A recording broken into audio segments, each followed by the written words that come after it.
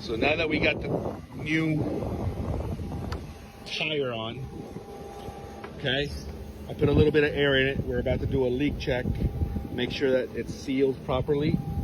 It's not gonna be leaking. Usually you're supposed to dunk these things, but because we're on the road, I can service it a little bit extra, and we make sure that it's not leaking from the bead on both sides.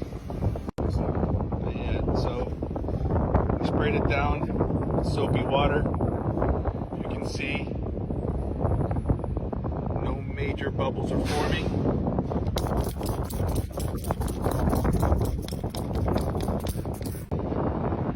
And the other side is good too.